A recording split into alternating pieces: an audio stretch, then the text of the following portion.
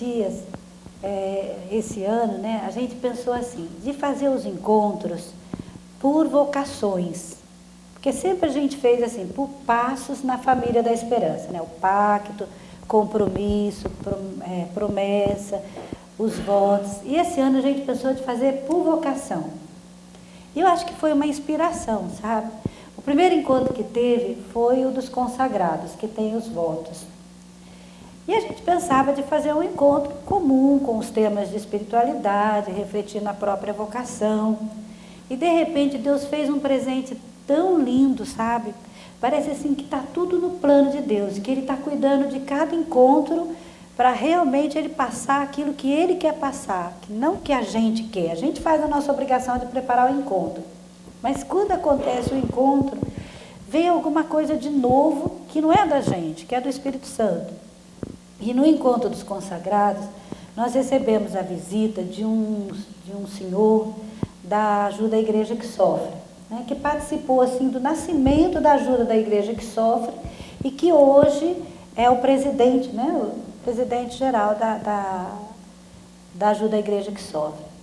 E ele colocou para nós o que seria uma comunidade nova, o que seria os estatutos. Ele percebeu que a gente estava vivendo um tempo ainda de escrever os estatutos, porque escrever os estatutos demora, né? Porque o estatuto deve ser a vida que a gente está vivendo. Então, não escreve de uma hora para outra. Faz tempo que a gente está escrevendo esse estatuto, né? Então, ele deu tantas luzes para a gente, sabe? Ele disse assim, que o momento histórico que a gente está vivendo agora é o momento carismático, é o momento do carisma, é o momento em que o Espírito Santo está manifestando para a gente, através de circunstâncias, através de inspirações que Ele dá para as pessoas, através de acontecimentos, o que Ele quer da família da esperança, né? O que Ele quer dessa associação que Ele inspirou para nascer. E disse que esses que vivem esse tempo têm uma graça particular. Por quê? Porque recebem esse carisma em primeira mão de Deus.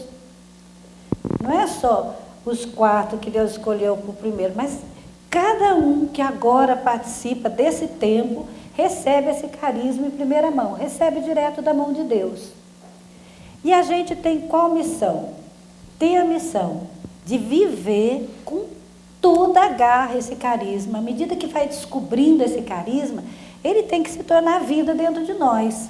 Senão é como se Deus mandasse uma chuva para fecundar a terra e a gente pudesse um impermeável em cima, né? Então, todos que foram escolhidos para viver esse tempo especial, e a cada um que está aqui, precisa deixar entrar esse carisma.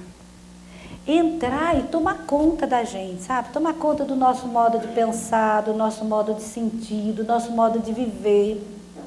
Tanto espiritualmente, como na comunidade, como no nosso trabalho, entendeu? Viver em todos os sentidos.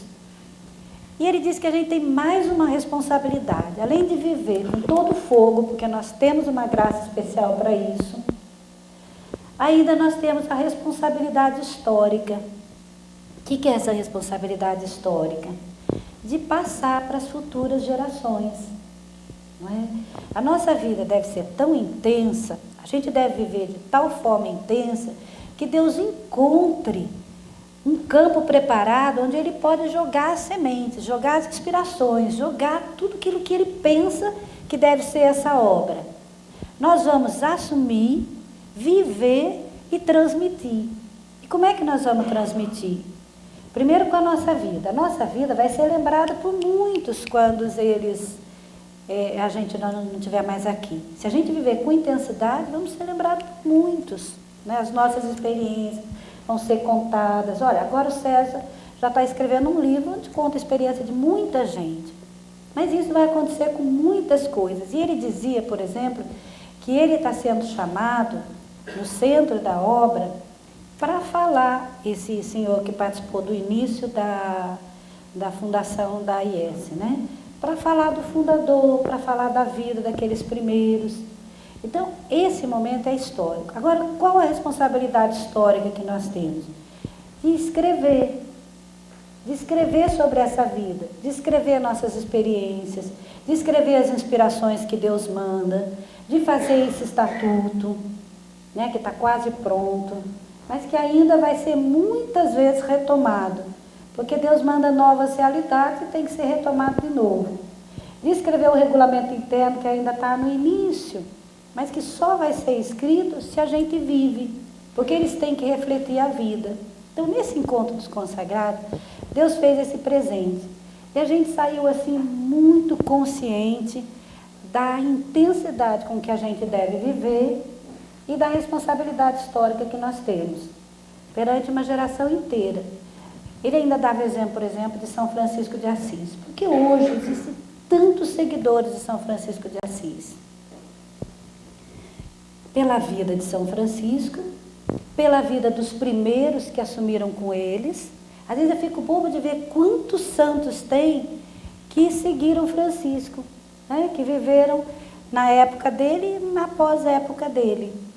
E hoje ainda tem tantos franciscanos. Gente, a gente vai nos países por aí, não falta franciscano. E sempre fazendo coisas muito lindas, né? Na Guatemala nós vimos um trabalho de um franciscano lá, muito lindo. Mas por quê? Porque foi vivido com intensidade pelos primeiros e foi transmitido aquilo que Deus inspirou para aqueles um. E depois ele ainda fala que essa responsabilidade histórica tem que ser atualizada em cada época. Então nós devemos deixar para os futuros aquilo que é a essência mesmo do nosso carisma. E eles, os futuros, vão atualizar na época deles, sem perder a essência. Mas para isso precisa que a gente viva. E a gente saiu assim com essa graça muito grande, esse propósito muito firme de tentar viver mesmo, de deixar o coração muito aberto para acolher essas inspirações, essa realidade que Deus está fazendo no meio de nós. Aí depois nós fizemos o encontro das irmãs. Então vieram as religiosas. Às vezes a gente tem na nossa fazenda, na nossa realidade, as religiosas e não consegue entender tanto a graça que é a presença delas. E esse encontro, eu acho que foi para as religiosas, pelos testemunhos, vocês viram os programas? Pelos testemunhos que elas deram, a gente viu como calou fundo dentro delas o programa que foi desenvolvido. Gente, parecia mentira. Quando terminava o tema, todas elas queriam falar, né? A gente teve que ir fazendo para cada uma e dizendo o seu testemunho à medida que acontecia o testemunho, o momento. E eram testemunhos profundos, entendeu? De quem está encontrando alguma coisa que ajuda o próprio carisma. Está encontrando um campo de ação do próprio carisma. Então, cada uma que vinha aqui na frente contava como encontrava na fazenda um campo para elas viverem o carisma próprio delas. E para nós era assim, abrir o coração, né? Entender que a fazenda não é só consagrados, a fazenda são também as religiosas. Desde o início elas estavam presentes, sabe? Desde o início tinha religiosas juntos. Então elas têm um papel muito importante na fazenda. E nós precisamos abrir o nosso coração para acolher as religiosas, para que elas possam fazer entre nós o papel de Maria, né? Possam ser entre nós um sinal do amor de Deus, da castidade, da pobreza, da obediência. Eles falaram muito, principalmente os meninos aqui, de como elas trabalham, de como é bonito ver como as irmãs trabalham, como elas não precisam dizer nada, pelo simples trabalho elas passam. Então foi um momento muito forte, o momento das religiosas. E parece que Deus, ele dá um momento de graça e depois ele faz aquilo ter um efeito, né? E coincidiu que as irmãs de Sissem tinham um capítulo delas. E veio da Alemanha a irmã Ana Francisca, né? A irmã Ana Francisca, ela é muito jovem, começou agora o período dela como provincial geral, madre geral, né? Madre geral. Então, quando ela chegou, ela não viu mais esse encontro, mas eu acho, encontra a vida, encontra o momento de Deus. E foi um capítulo tão lindo delas, em que elas assim, porque eu não sei se todo mundo sabe, era importante todo mundo saber, que bem no início começou a aliança, não é? A aliança com as irmãs. Às vezes a gente reza o texto todo dia e pede, renova a aliança entre nós, e às vezes não sabe do que é. Quando a gente pede a renovação dessa aliança, é a aliança com as irmãs. Porque quando teve aqui a amada geral dela, naquele tempo, né, que era a amada Judite, ela sentiu assim, que aqui o céu estava aberto, né, que aqui aconteciam muitas graças. E sentiu que toda a comunidade dela poderia voltar às origens, quando Francisco fez um encontro com o leproso e descobriu a alegria de servir a Deus ali entre os pobres, né? E ela descobriu que podia acontecer aqui. E foi todo um fogo. E depois tudo amadurece, tudo encontra as dificuldades, para encontrar justamente o seu lugar, né? E agora parece assim, que Deus pegou essa aliança e fez lustrou ela, entendeu? Tirou a poeira, tirou tudo e de novo ela vem em todo esplendor assim, a aliança. E surgem muitos planos e tudo. Mas onde tem que encontrar lugar a aliança? Primeiro no nosso coração. Se a aliança com as irmãs encontra lugar no nosso coração, não é só com as de Cícero, com todas as irmãs, vai encontrar lugar também nas nossas fazendas. Elas vão se sentir acolhidas, vão sentir que o carisma delas pode ser vivido ali, né? E vão sentir que estão em família. Depois nós tivemos um encontro com os padres e foi muito lindo. As irmãs tinham mais ou menos umas 30, né, o César? E os padres também. E foi um momento muito forte, sabe? Porque os padres, eles contavam as experiências que eles faziam na fazenda.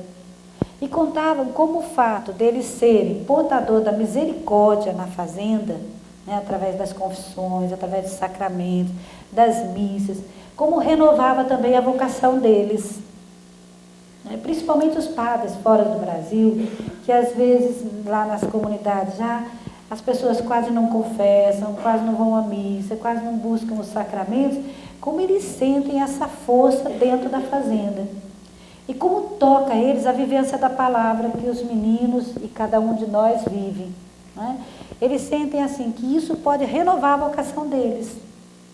Eles sentem que a gente tem uma graça de falar de Deus com uma naturalidade que o tempo, às vezes, não é, acaba tirando da própria igreja de falar, né, dos próprios padres. E precisa se renovar de novo nessa missão de falar de Deus, de viver a palavra, de ter uma vida coerente. Então, foi muito lindo o encontro dos padres. E para nós, foi a reflexão de por que Deus colocou os padres desde o começo junto com a gente. Porque como é que a gente vai caminhar sem estar unida à igreja? Não é verdade? Nós precisamos estar unidos à igreja. Como é que nós vamos caminhar sem aqueles sacramentos que são as fontes de graça que Deus deu para a igreja, não é? O batismo, principalmente entre nós, o sacramento da confissão, né? A Eucaristia, que pode fazer de nós uma família só. Precisamos dos padres. Então, uma alegria nova. E padre que vive dentro, e padre que vive fora, e vem só para celebrar. Todos eles precisam encontrar um lugar na nossa vida primeiro, no nosso coração primeiro, depois na fazenda. Depois fizemos o encontro dos bispos. Foi um momento muito lindo. Sabe quando vocês sentem que vocês recebem a visita dos pais? Daqueles que podem dizer se o nosso caminho realmente é um caminho que a igreja aprova, que Deus está abençoando. E foi muito lindo como eles se colocavam. Assim, o desejo que eles têm de acompanhar, o desejo que eles têm que a gente viva realmente dentro da fazenda, a confiança que eles têm na gente, né? Então, por exemplo, o bispo de Passo Fundo, ele falava que quando fundou a fazenda e deixou lá a Gorete, que tinha 21 anos, né, ele sentiu medo. Como é que uma fazenda vai caminhar na mão de uma jovem de 21 anos? Depois ele dizia aqui de como foi bonito, de como ele via a radicalidade no viver a palavra. Porque realmente é Deus que pega e leva para frente. Se a gente permitir, se a gente vive a palavra. se a gente vive a palavra e Ele está junto com a gente, Ele leva para frente e faz maravilhas muito maiores do que quando Jesus estava na terra, porque Jesus agora é ressuscitado entre nós e pode fazer essas maravilhas. Então o bispo dizia isso. E teve um bispo que deu uma aula, foi muito linda, Dom Filipe, né? Esse bispo falou das comunidades novas. Tanto a Casa do Menor vai ser uma comunidade nova, como nós somos uma comunidade nova, né? E ele falava desse novo Pentecoste na igreja, que é o surgimento das comunidades novas, né? Que tem os riscos, se a gente se afasta da igreja, se afasta dessa vivência autêntica do evangelho e do carisma que Deus nos dá, mas que tem uma graça extraordinária, assim, de revitalizar a igreja, né, de fazer a igreja de novo encontrar aquela beleza, aquela primavera que pode fazer os fiéis retornarem, os fiéis se sentirem felizes. E falava das características da comunidade nova, que eu não vou repetir aqui, mas que a gente via, né, César, como está dentro daquilo que a gente vive. E depois vão ter ainda os encontros dos que estão em discernimento, que é a maioria, né, aqueles que ainda querem definir a sua vocação, e o encontro dos casados em julho. Houve o da diretoria, o César está lembrando. Porque às vezes a gente vê, tem as diretorias em cada fazenda, né? E às vezes a gente não percebe a riqueza que é ter uma diretoria. É o pessoal do próprio local que assume a fazenda. Porque hoje, gente, quando a gente vê 60 fazendas, a gente vê, por exemplo, nós não vamos mais ter condição de acompanhar, como diretoria geral, essas fazendas. A diretoria local precisa ir ocupando o seu espaço, mas precisa ocupar de uma forma ligada ao carisma, conhecendo o carisma, né, ligada aos responsáveis de cada fazenda. Então, a gente fez esse encontro, e foi um momento tão bonito, gente. Parecia assim que as diretorias encontravam o nosso carisma pela primeira vez, né?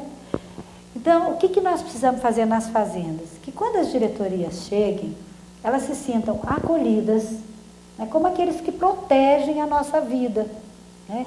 Se sintam acolhidas, se sintam amadas, sintam que tem um espaço, sintam que eles complementam a nossa vida, né? Levam a nossa vida, cuidam da parte burocrática, cuidam da parte jurídica, protegem a gente na parte civil e vivem junto o nosso carisma.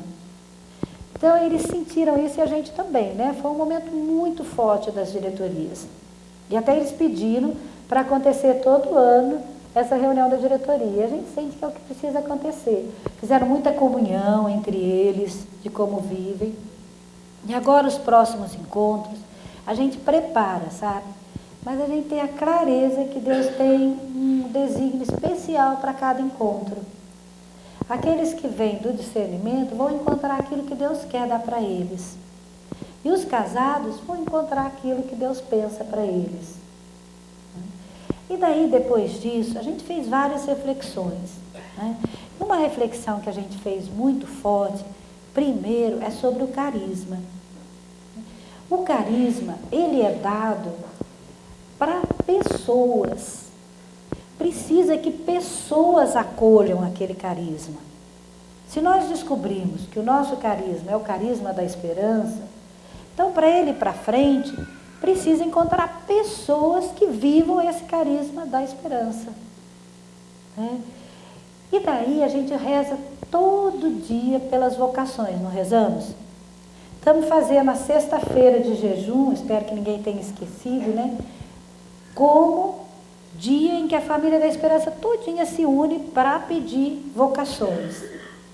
Então precisamos estar abertos para saber que a vocação é para o carisma da esperança, em primeiro lugar. Uma vocação para Deus, que quer que a gente viva o carisma da esperança, o carisma da unidade, né? Então, o que acontece? Todos que Deus chamar são vocações. Então, o Nelson dizia na carta dele, né? Que às vezes a gente pede as vocações e depois, quando a vocação chega, a gente não acolhe porque queria uma vocação de determinada forma. Um queria a vocação para casado, outro queria para celibato, outro queria para religioso. Não importa, a vocação é para levar junto essa missão que Deus nos dá, esse carisma que Deus dá. Então, se ele é casado, ele vai encontrar o lugar dele como casado. Primeiro no nosso coração, depois no espaço da obra. Se é padre, como padre, se é religioso, como religioso, se é celibatário, como celibatário. E no trabalho e no dom que ele tem para oferecer. Então, esse acolhimento ao outro, esse acolhimento à vocação, é que vai permitir que a gente possa ter vocações. Essa não discriminar as vocações, não pretender as vocações. Acolhe, Deus manda a todos. Por isso a gente é família. O que tem na família? Os filhos pequenos, os filhos grandes. Os homens e as mulheres. Os mais velhos e os mais novos. Os tios, os primos. Diferentes formas de se ligar à família, mas todos família.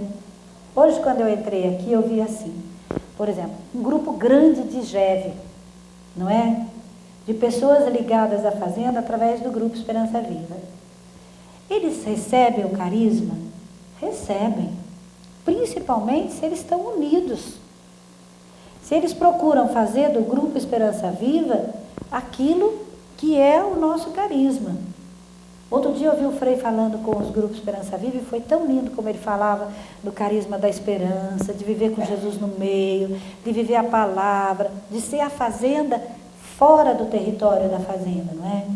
Então são pessoas casadas, profissionais, pais, todos que querem viver além desse grupo de autoajuda, que não param no grupo de autoajuda, mas querem viver o carisma, são família da esperança.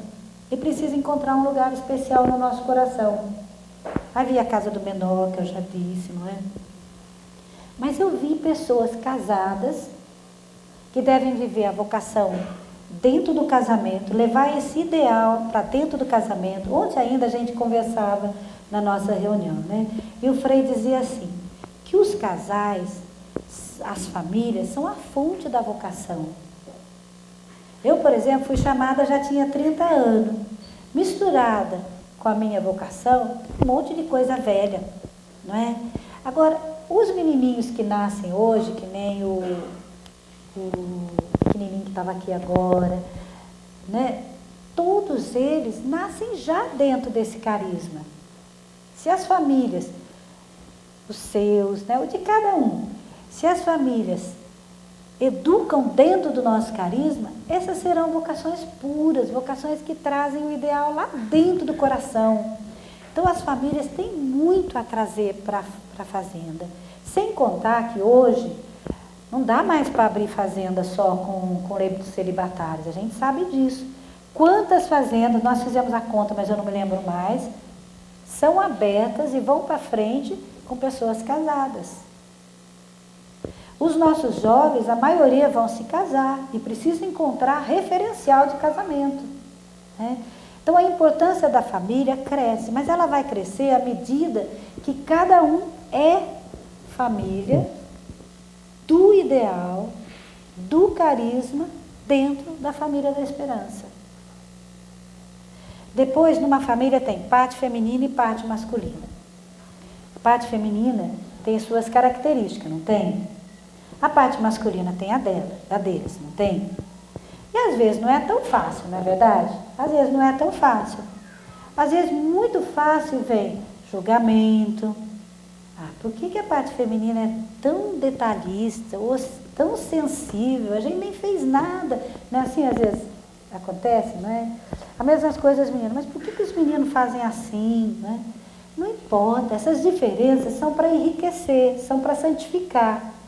O que importa é que cada um esteja cheio do carisma, porque o carisma desfaz essas diferenças. Viver o Evangelho desfaz, no céu não vai ter homem nem mulher, mas se a gente viver aqui o carisma com radicalidade, a palavra com radicalidade, também não vai precisar ter isso. Por quê? Porque a gente vai se amar, vai se respeitar, vai se enriquecer com as diferenças, vai conversar. Não é? As diferenças a gente resolve, não é unificando a coisa, massificando. Conversando. Conversando, aquela diferença se torna um dom para as duas partes.